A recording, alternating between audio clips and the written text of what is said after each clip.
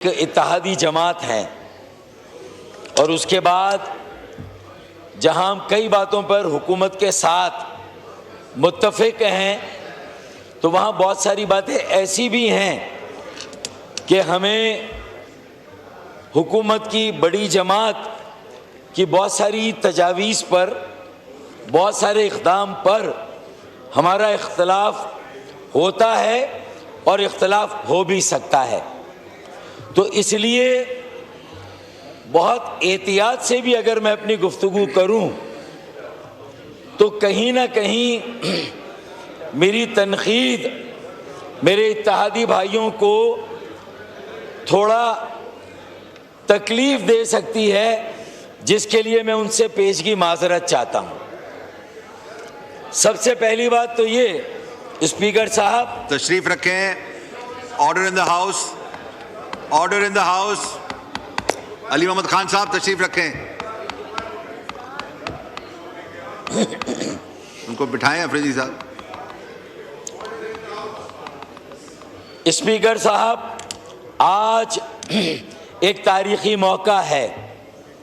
अल्लाह ताला ने हालिया पाक भारत जंग में हमें एक बहुत बड़ी कामयाबी अता की है और ये मार्का तो हमने मार लिया, जिसमें हम अफ़वाज पाकिस्तान के सरबरा field marshal general Asim Munir साहब और अफ़वाज पाकिस्तान के जो तीनों शोबे हैं, army, Pakistan navy, Pakistan air force, उन्होंने अपनी अपनी जगह जिस तरह अपनी पेशावराना महारत का सिक्का जमाया, पूरी दुनिया ने उनकी परफॉर्मेंस का लोहा माना और अल्लाह ताला ने पूरी अक़वाम आलम में आज हमें सर उठाकर चलने का मौका दिया। इसके लिए हम अफ़वाज पाकिस्तान, उनके सरबरा और अवाम पाकिस्तान और जो हमारी हुकूमत है उसको जितनी मुबारकबाद दे कम है, जितना शुक्रिया अदा करे कम है। तो ये अल्लाह ताला ने हमें मौका दिया। अब इस मौके से हमें फ़ायदा उठाकर अब जो हमारा सफ़र शुरू हो रहा है वो वॉर टू वेलफेयर के जंग से अब हम किस तरह लोगों की बेहतरी, लोगों की फलाह, लोगों को मौका देना कि वो अपने पैरों पे खड़े हों, कॉस्ट ऑफ डूइंग बिजनेस को कैसे कम करेंगे, अफराते ज़र के जो आशारिये हैं, जो आदाद शुमार वो 4.6 हो या 7 हो, लेकिन अशियाए खुर्दोनोश और अशियाए ज़रूरत आज भी एक आम गरीब और मुतवस्सत तबके के आदमी के बसात से और उसकी पहुंच से बाहर है। उसके लिए 3 वक्त का खाना, इज्जत के साथ रोजी कमाना आज भी उसकी ज़िंदगी का सबसे बड़ा चैलेंज है। और ये पाकिस्तान के जो पॉवर्टी लाइन से जो नीचे हैं, सिर्फ वो नहीं, लोअर मिडिल क्लास और मिडिल क्लास से ऊपर भी एक तबका है जो अपनी सफ़ेद पोशी के भरम को किसी तरह भी कायम रखने की कोशिश कर रहा है। मैं इस बात को सराहता हूँ कि बहुत सारे इक़दामात बहुत मस्बत और बहुत खुशाइंद पेशरफ्त है। मसलन तनख्वाहदार तबके को जो रिलीफ दी गई और 6 लाख से 12 लाख अब 5% से टैक्स नहीं देना, बल्कि 1% के रेट से टैक्स देना। एक नहीं, 6 से 12 आप देख लें इसको, 6 से 12 1% के हिसाब से अब टैक्स देना है, 5% से नहीं। ये वज़ीर ख़जाना की वफाकी जो बजट की तकरीर है, वफाकी वज़ीर ख़जाना, उसमें भी ये दर्ज है। तो स्पीकर साहब, ये रिलीफ अपनी जगह है, कुछ कॉरपोरेट सेक्टर को रिलीफ दी गई है, इसी तरीके से हाउसिंग के शोबे को भी रिलीफ दी गई और जो 7% की एक्साइज ड्यूटी थी ये कम की गई। मैं और मेरी जमात इसका खैर मकदम करते हैं और इससे जो हाउसिंग की सनत बैठ गई थी, अगर 7E जो इनकम टैक्स ऑर्डिनेंस का जो प्रिजम्पटिव टैक्स लिया जाता है हाउसिंग के शोबे से, मेरे जो बस्तियां बसाने वाले उनसे और रियल एस्टेट से भी मेरे ख्याल में 50 अरब रुपए का टैक्स ये सनत हमें देती थी, अब 25 अरब भी नहीं रहा जब से 7E लगा है। तो हमें आमदनी चाहिए या सिर्फ कागजों में टैक्स के एक खाली खुली के अहदाफ? हमें टारगेट्स चाहिए या जेन्युइन रियल आमदनी चाहिए? टैक्स बढ़ाते जाएं, टैक्स लगाते जाएं, अपने रेवेन्यू, अपनी आमदनी को कम करते जाएं। इस वक्त मौका है पैराडाइम शिफ्ट का। इस वक्त मौका, ये टैक्स रिफॉर्म्स के नाम पे ये टैक्स स्टॉर्म हो रहा है, टैक्स रिफॉर्म नहीं है। टैक्सों की भरमार अभी भी है। देखें, मैंने कहा कि तनख्वाहदार तबके पर टैक्स कम किया, खुशाइन बात है। हाउसिंग के शोबे में एक्साइज ड्यूटी ख़त्म की, खुशाइन बात है। तो भाई लगे हाथों 7E भी ख़त्म कर दें। और ये जो एक फाइनेंस बिल में शिक आ रही है कि जो टैक्स ना दहिंदगान होंगे, टैक्स असिस्टेंट कमिश्नर को इख्तियार दिए जाएंगे गिरफ्तारी के। एक तरफ आप इंटीग्रेशन, एक तरफ आप जो है वो टैक्सेशन के रिफॉर्म्स की बात कर रहे हैं, दूसरी तरफ आप लोगों को हरासा कर रहे हैं, लोगों को डरा रहे हैं। तो ये कैरेट एंड स्टिक भी नहीं है, ये तो स्टिक की पॉलिसी है। स्पीकर साहब, ये कैसे काम चलेगा?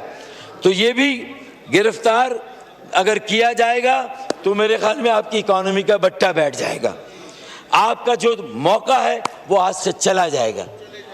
इस ट्रेन में और बस में सवार हो जाएं, लोगों के साथ खड़े हो जाएं, आवाम के साथ खड़े हो जाएं। एक ऐसा बजट दे। हमने आपकी रहनुमाई के लिए चंद दिनों पहले ये वाहिद MKM पाकिस्तान है जो शैडो वफाकी बजट पेश करती है।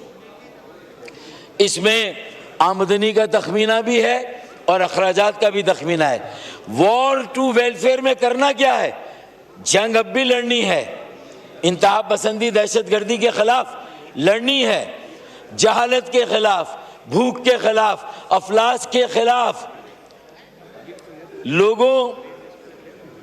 लोगों की बेरोजगारी के खिलाफ, महंगाई के खिलाफ। अब ये जंग हमें जीतनी है, लोगों के दिलों को जीतना है। सरहदों का दिफा हुआ है, अपनी इज्जत और नामूस का दिफा हुआ है, अपनी सलामती को मजबूत और मुस्तहकम किया गया है। लेकिन स्पीकर साहब, आज की दुनिया में वही ममालिक सही मानों में आज़ाद, सावरन, खुद मुख्तार हैं जो माशी तौर पर आज़ाद और खुद मुख्तार और सावरन है। जो माशी तौर पर आज़ाद, सावरन और खुद मुख्तार नहीं है, वो कहीं ना कहीं गुलामी का बोझ ढो रहे हैं। स्पीकर साहब, हमें माशी तौर पर आज़ाद होना है, माशी तौर पर खुद मुख्तार होना है और उसके लिए हमें ये देखना है कि डायरेक्ट टैक्स की बेस को कैसे वसी करेंगे। मुझे ये भी खुशी हुई देख के कि पौने 6,000 बल्कि 5,500 अरब रुपए का डायरेक्ट टैक्स का आपका जारिया साल का तखमीना था और उसकी रिकवरी ज्यादा हुई है रिवाइज बजट में।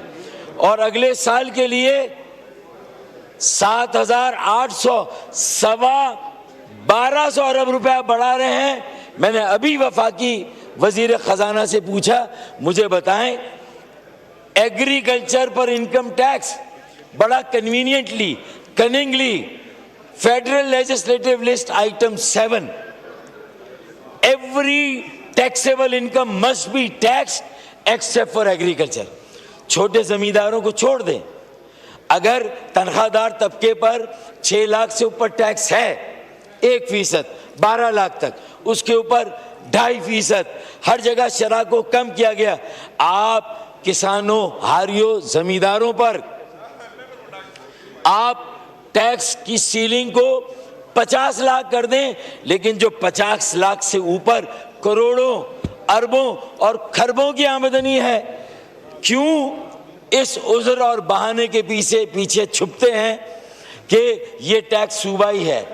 फेडरल लेजिस्लेटिव लिस्ट में इसे सूबों को दिया गया, ये लोगों को उलझाया जाता है, IMF को भी बेवकूफ बनाया जा रहा है, सबकी आंखों में धूल झोंकी जा रही है। और ये सिर्फ हमारी हुकूमत नहीं, बल्कि इससे पहले PTI की हुकूमत भी, उससे पहले पीपल्स पार्टी की भी हुकूमत थी, किसी हुकूमत ने यह फैसला नहीं किया। स्पीकर साहब, आपके पास 10,000 तरीके हैं, आप चारों सूबों से आर्टिकल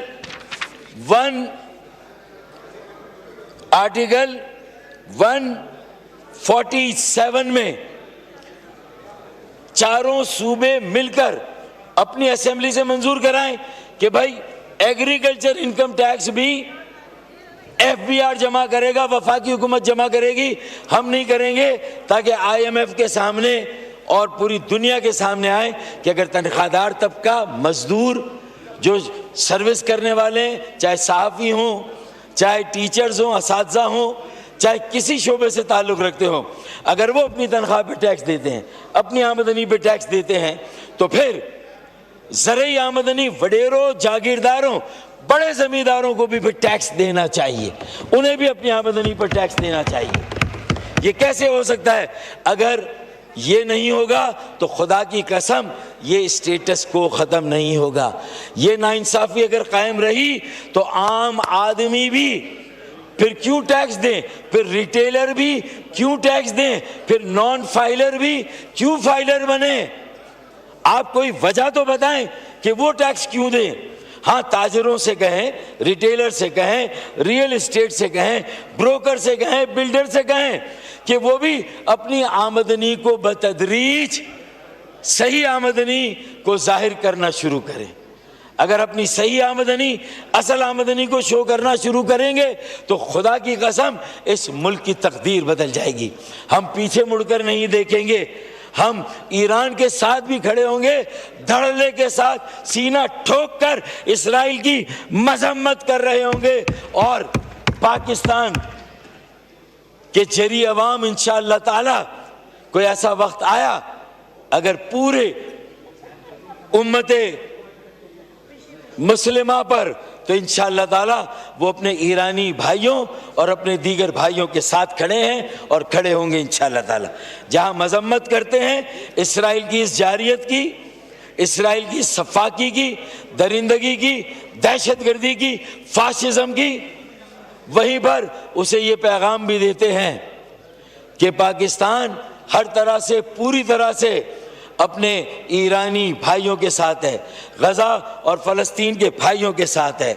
लेकिन स्पीकर साहब, मेरी इस बात में उस वक्त मजबूती आएगी जब हम माशी तौर पर भी अपने पैरों पे खड़े होंगे, और उसके लिए हमें अगर 1250 अरब रुपए आप बढ़ा रहे हैं तो कैसे बढ़ाएंगे उसका पता तो चले। कैसे? क्या वेल्थ टैक्स आप बढ़ाएंगे या वेल्थ टैक्स जमा करेंगे? कहां से आप इनकम टैक्स या डायरेक्ट टैक्स जमा करेंगे? 1250 अरब रुपए कहां से लाएंगे, जबकि हालिया साल में सेल्स टैक्स की मद में 1500 अरब, 1.5 ट्रिलियन रुपए की रिकवरी FBR नहीं कर सका है। 1.5 ट्रिलियन, 1500 अरब रुपए सेल्स टैक्स और इनडायरेक्ट टैक्स में खसारा है। तो अगर आप डायरेक्ट टैक्स के हदफ को बढ़ाते हैं जो कि बिला वास्ता टैक्स है, तो कैसे करेंगे? उसका जवाब वजीर खजाना की तकरीर में नहीं है। सबसे मेरा पहला सवाल तो ये। दूसरा, अब आपको फैसला करना है, मेक और ब्रेक है, कि एक टैक्स ज़्यादा मईशत सिर्फ महासिल, सिर्फ टैक्स का टारगेट कि ये जमा करना है, किसी तरह ये हो जाए, तो स्पीकर साहब ये इस तरह काम चलेगा नहीं। मईशत बैठ रही है टैक्सों के बोझ तले, आम आदमी की कमर झुक गई है, वो जिंदा दरगोर हो गया है, जीते जी मर गया है, सफेद पोशी के भरम को छुपाकर अपनी इज्जत को लेकर खुदकुशी कर रहा है। बागियाना रुझानात जन्म ले रहे हैं।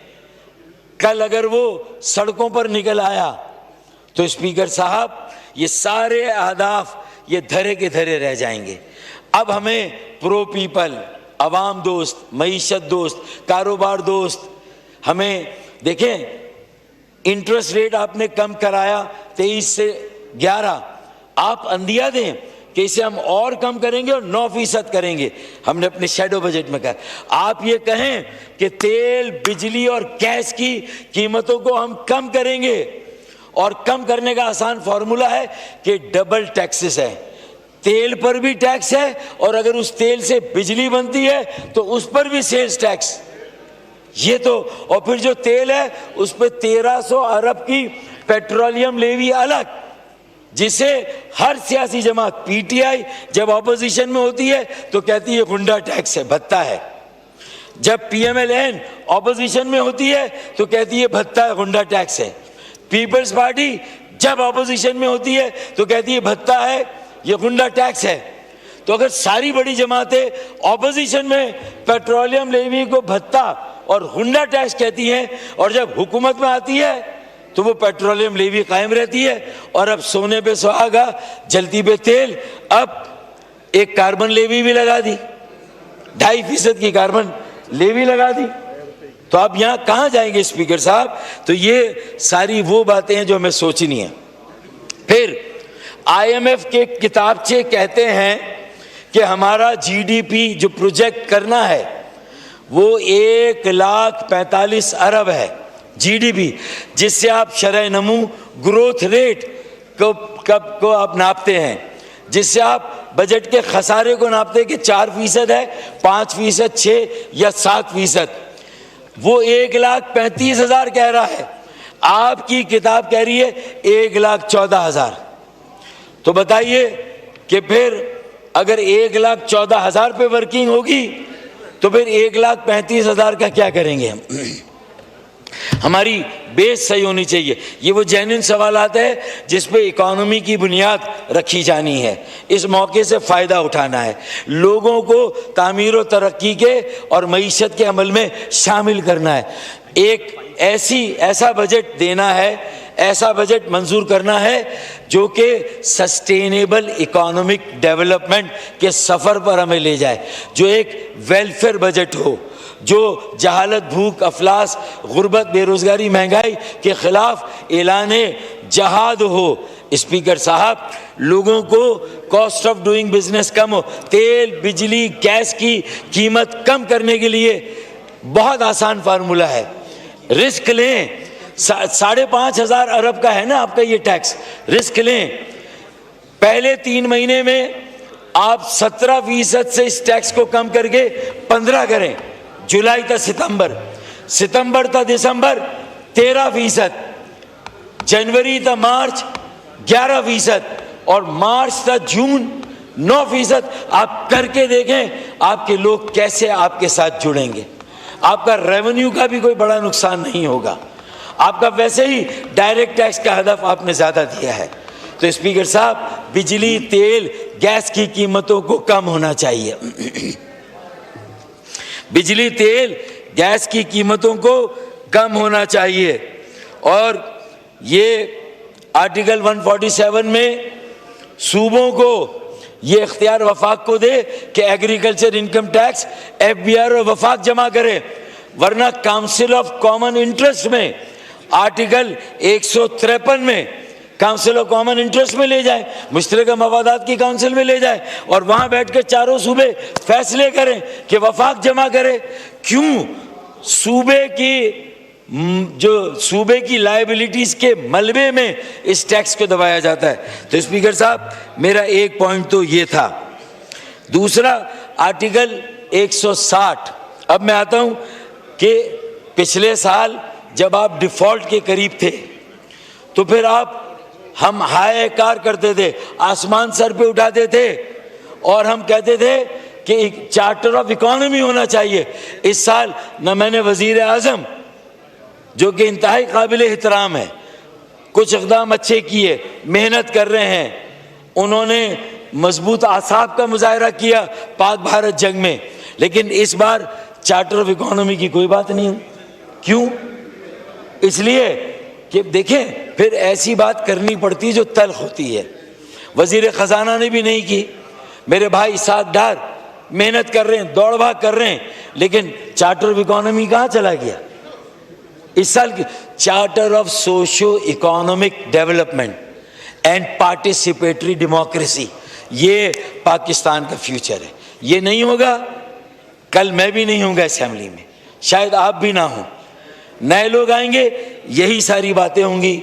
थोड़ा आदाद शुमार को आगे पीछे करके लोगों को कहीं यहाँ रिलीफ देंगे, कहीं वहाँ, ड्राइंग रूम के सोफे को इधर, कुर्सी को उधर, डाइनिंग टेबल को इधर। स्पीकर साहब, इस तरह काम नहीं चलेगा, ऐसे काम। और इसे अच्छा, आप ऑर्डर इन द हाउस, तशरीफ रखें अफरीदी साहब। इस तरह नहीं होता, आप खामोश रहें। बोले ना बोले।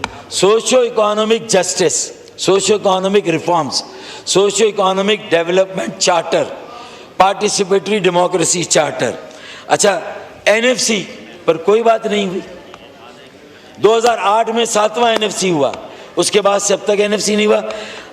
हमने प्रपोज किया है इस आईनी तरमीमी बिल में, यह है पार्टिसिपेटरी डेमोक्रेसी, जिसमें China, South Korea, Malaysia, Philippines, Thailand, चेपिद्दी का शोरबा, वियतनाम, आज उनकी एक्सपोर्ट 200 300 अरब डॉलर है और हम आज 30 अरब डॉलर पर हम रुके हुए हैं। स्पीकर साहब, हमारी 1 million bale cotton, 1 million bale cotton से बांग्लादेश 6.5 अरब डॉलर कमाता है। 6 अरब डॉलर हमारी 1 मिलियन बेल कॉटन से, और हम 1 मिलियन बेल कॉटन से 1.5 अरब डॉलर कमाते हैं। ज़र मुबादला वो 6 अरब डॉलर और हम 1.5 अरब डॉलर। ये सारा वो फ़र्क है वैल्यू एडिशन का, जो इंसेंटिव्स देने हैं छोटी छोटी डोमेस्टिक इंडस्ट्री को, एसएमईज को। ये बहुत काम की बात है। मैं बजट पे बात कर रहा हूँ, बजट की ये स्पीच है, मैंने कोई बहुत ज़्यादा सियासी बातों को मिक्स नहीं किया है। स्पीकर साहब, तो पहला reform charter of economy, social economic development, participatory democracy. दूसरा एनएफसी, और एनएफसी में article 160 clause 2 sub clause D president को इख्तियार देता है कि वो अपनी तरफ से कोई भी एजेंडा एनएफसी को दें, 8वां एनएफसी कायम करें, तश्कील दें, उसकी मीटिंग कराएं और वहाँ पर आर्टिकल 160 क्लॉज 2 क्लॉज डी के तहत इख्तियार दें कि जनाब सिर्फ मरकज से सूबों को वसाइल की तकसीम का फार्मूला ना दें, बल्कि मरकज से बराह रास्त पाकिस्तान के 130 शहरों और 130 जिलों को भी उसी फार्मूले के मुताबिक, अगर 5.5 करोड़ आवाम 2023 की मरदमशुमारी के मुताबिक सिंध में रहते हैं तो अल्हम्दुलिल्लाह ऑफिशियल मरदमशुमारी 2 करोड़ 5 लाख कराची में भी रहते हैं, जो कि सिंध का हिस्सा है, इंटेग्रल पार्ट है। लाड़काना में भी इंसान बसते हैं, नवाबशाह में इंसान बसते हैं, लेकिन क्या जरूरी है कि मरकज से सारा पैसा आए तो वो वजीर आला हाउस में पार्क हो, लाड़काना का मेयर का उसमें कोई हिस्सा ना हो, उसकी कोई मर्जी ना हो अपने शहर को डेवलप करने की। जामशोरो, लाड़काना, कश्मीर, जैकबाबाद, ये शहर, फिर कराची जो चलता है तो मुल्क चलता है। कराची जो आपकी मईशत का हब है, जो तरक्की का इंजन है, और वो मैं बहुत ही दुखे हुए दिल के साथ कहता हूं, with a very heavy heart, कि वो माजरत के साथ तमाम बड़ी जमातों की नज़र में, उनकी पॉलिसी में, उनके इक़दाम में लोएस्ट प्रायोरिटी पर है, निचली तरजीह पर है। एक कंसेंसस है नेशनल कि कराची को, अब कराची में सिर्फ उर्दू बोलने वाले मेमन, गुजराती, मारवाड़ी नहीं रहते, अब वहां पर मेरे सिंधी भाई भी रहते हैं, बलोची, सराइकी, हजारेवाल, कश्मीरी, गिलगिती, बिल्ती, पाकिस्तान की हर जबान बोलने वाला, हर इलाके का पाकिस्तानी, गिलगित का, ट्राइबल एरिया का, सब रहते हैं। असल पाकिस्तान अगर कहीं है तो वो कराची में है। और उसी पाकिस्तान के लिए 3.5 अरब रुपए K4 के लिए हमने वजीर आजम से बात की, उन्होंने कहा नहीं रखेंगे 30 अरब, 20 अरब तो रखेंगे, और जितने चाहिए इस साल मंसूबा मुकम्मल करेंगे। जून 2026 में इंशाअल्लाह मुझे भी यकीन है कि हम और PMLN मिलकर कराची के 4 करोड़ आवाम को 26 करोड़ गैलन यौमिया इजाफी पानी फराम करेंगे इंशाअल्लाह। बस शेर पढ़े मैं कर रहा हूँ, लेकिन मेरी बातें अहम है, मुल्क के लिए अहम है, कौमी यकजहती के लिए अहम है, मैं सबकी बात कर रहा हूँ।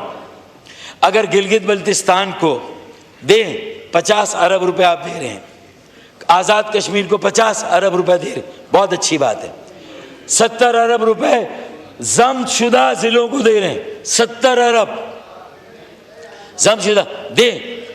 फिर कराची को भी तो एक ब्लॉक एलोकेशन में अर्बन पैकेज के नाम पे नहीं, K4 के नाम पे नहीं, सर्कुलर ट्रेन के लिए, सीवेज निकासी आपके लिए, और लोगों को इंसेंटिव देने के लिए कम से कम 400 से 500 अरब रुपया, इसलिए कि आपके 19,000 अरब रुपए के टैक्स और नॉन टैक्स महासिल में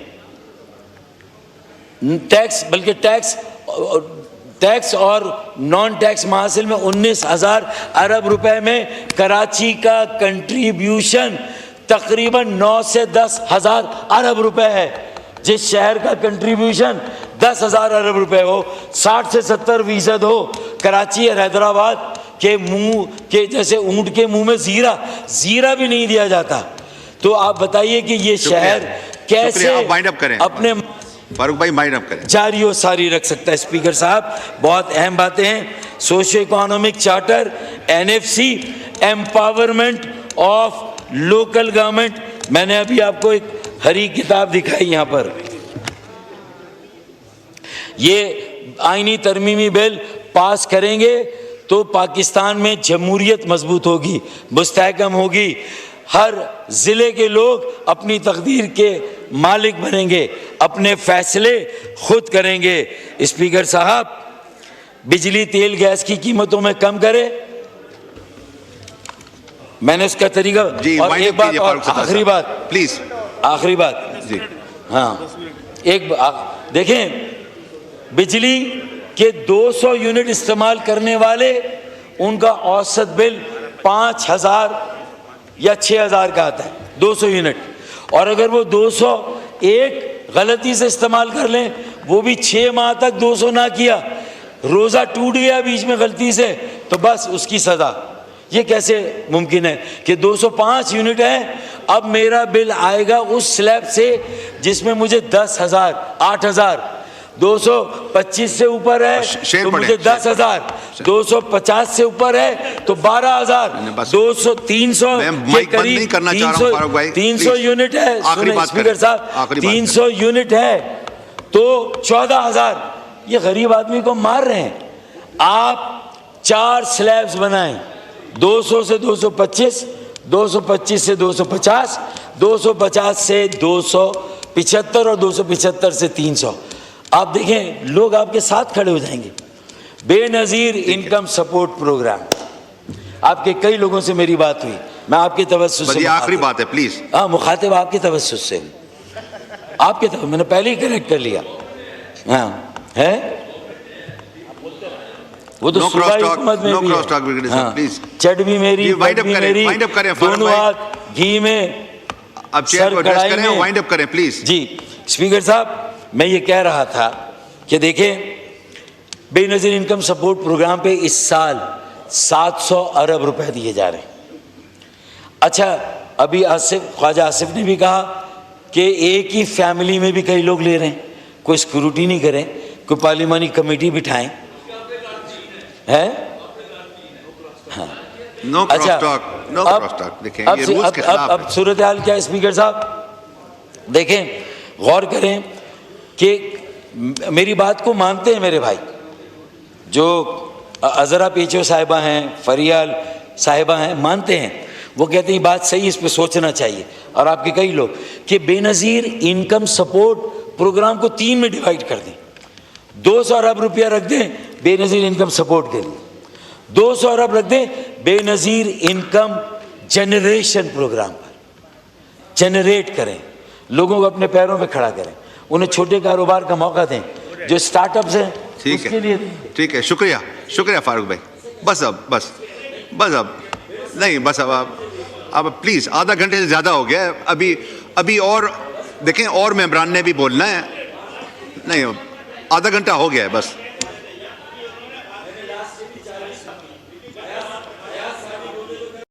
नहीं, मैं भी हाजिर हूं आपके लिए। माइक खोलें, प्लीज वाइंड अप करें भाई।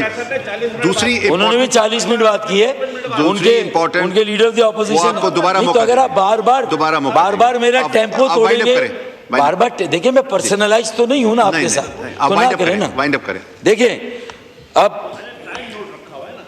Benazir income support, Benazir income generation और बेनज़ीर एनर्जी सपोर्ट प्रोग्राम, खुदा की कसम 700 में से 200 या 300 अरब एनर्जी को सपोर्ट दे दें, पूरे पाकिस्तान में 200 से 300 यूनिट वालों के सारे स्लैब्स जो हैं रिलीव हो जाएगा। सिर्फ चंद लाख, 1 करोड़ खानदानों को नहीं, कम से कम 5 करोड़ खानदानों के बिजली के बिलों में आसानी हो जाएगी। आप उनको बैगर बना रहे हैं, रिसीव कर रहे हैं, आदी बना रहे हैं, सैलानी वाले खाना दे रहे हैं, जेडीसी वाले खाना दे रहे हैं। हम क्या कर रहे हैं अपनी कौम के साथ? हम अपने लोगों को किस रास्ते पर डाल लें? ये सोचने की बात है। कोई एक बात भी मैं ऐसी नहीं कह रहा जो गैर मंतकी हो। वाइंड अप करें। वाइंड अप करूंगा इंशाल्लाह। तो empowerment of local government is very important and equally important. Speaker साहब, बांग्लादेश का मैंने बताया, अब prevention is better than cure. Abdul बारी इंडस हॉस्पिटल के स्टेट ऑफ आर्ट हॉस्पिटल, गरीबों का टर्शरी केयर, सेकेंडरी केयर, पूरी दुनिया जा रही है prevention is better than cure, एहतियात इलाज से बेहतर है।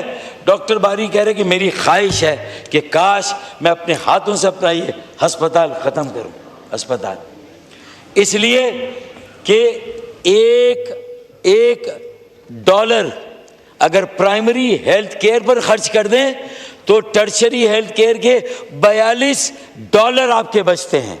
अगर $1 प्राइमरी हेल्थ केयर पर, प्रिवेंशन पर करें तो 42 डॉलर आपके सेकेंडरी पे बच जाएंगे। मेरा हेल्थ मिनिस्टर है मुस्तफा भाई, मैं उनकी तरफ से कह रहा हूं कि उनको आपने कितने दिए? कोई 20 अरब भी नहीं दिए। जीडीपी का 5% आहिस्ता आहिस्ता करना है। अभी एजुकेशन में हम जीडीपी का 2% नहीं गए, और ये वो जीडीपी है जो हमारी अपनी 1,14,000, जबकि IMF कहता है 1,35,000। तो हमें ये किताबचे सारे देखने चाहिए। आइए, अब एक्सपोर्ट्स बढ़ाने की बात सबने की, इख्तियार बेग साहब ने भी की। मार्बल, हमारा 1 अरब का मार्बल हम स्मगल करते हैं, इंडिया जाता है, वो 5 से 10 अरब डॉलर की जेम्स, स्टोन्स, प्रेशियस स्टोन्स पूरी दुनिया की मार्केट में इंसेंटिव दे, टैक्स फ्री जोन बनाए। आपको बाहर से पैसा लाना है, यहाँ से पैसा जा रहा है। अब भी आपके इंटरेस्ट रेट दूसरों से बेहतर है। अगर 1 करोड़ रुपया कोई रखता है और उसको 9 लाख रुपए साल में मिलेंगे सूद के या मार्कअप के, तो उस पर 30% का टैक्स है। जिसने अपनी रकम पाकिस्तान में, काहे का टैक्स, क्यों टैक्स? वो पैसा आपको काम आएगा। आप लोगों को कहें बाहर से अपना पैसा पाकिस्तान में मुंतकिल करें, भाई बाहर क्यों रखा हुआ है? यहाँ दे, इंसेंटिव दे। उन्हें कहेंगे अगर आपका पैसा यहाँ है, आप काम करेंगे, टैक्स हॉलीडे देंगे। पूरी दुनिया ने ये किया, हमसे आगे निकल गए, हम कहाँ पर रह गए? ये एक कराची का और पाकिस्तान का बेटा एक कराची की जमात, हैदराबाद की जमात, फिर हैदराबाद का क्या असर किया, load shedding energy, load shedding. NEPRA का मैनुअल है 7.5 घंटे से ज़्यादा नहीं होनी चाहिए। कितने घंटे हो रही है? 18 घंटे, 16 घंटे, शुक्रिया 20 घंटे। बस शुक्रिया किस बात? बस अब वो मीटिंग होनी है, एक फाइनेंस की मीटिंग होनी है, नवीद कमर साहब ने उस पर जाना है। अब उनका मौका है, आपने रेगुलर मेंबर से 3 गुना ज़्यादा बोल लिया है। अब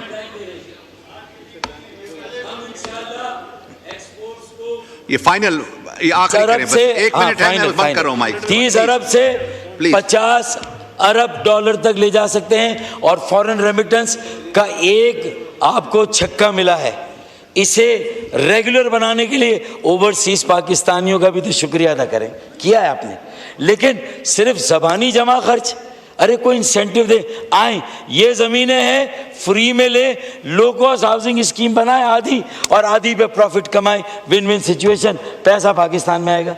यार बिजनेस माइंडेड बने भाई, बिजनेस माइंडेड बने मेरे भाई, कर रहा हूं भाई।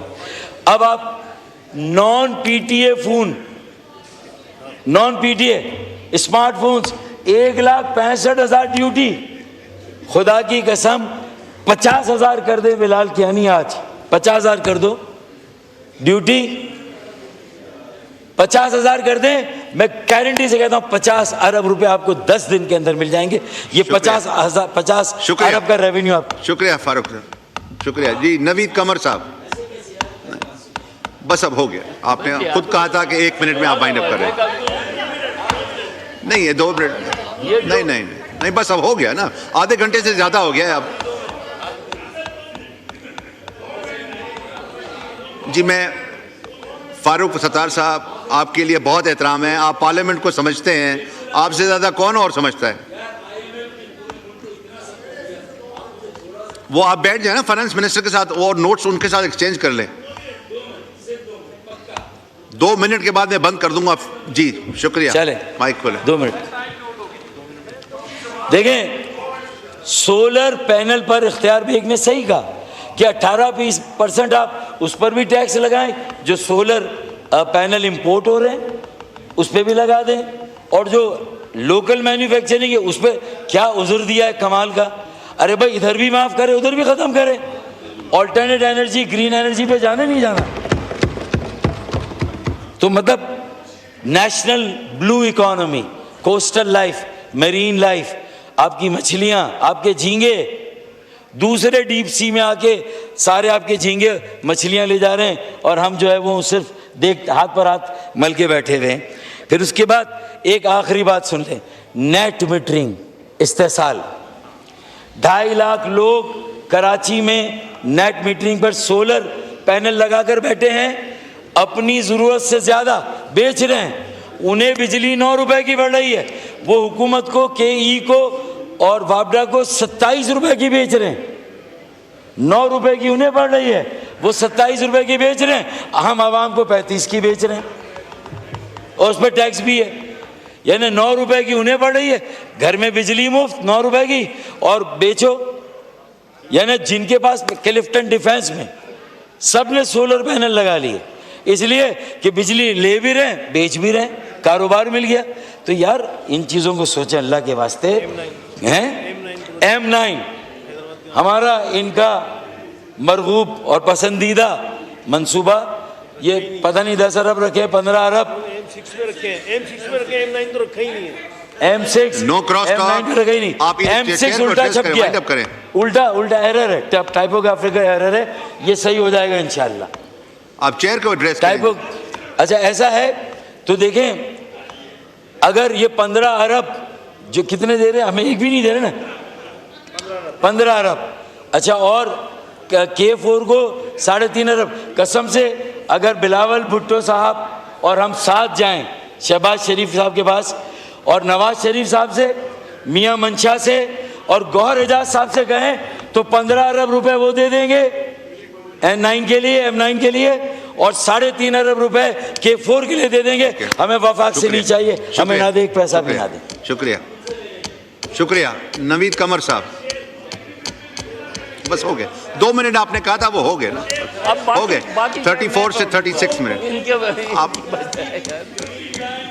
ठीक है आप ये बैठ जाए ना आप ये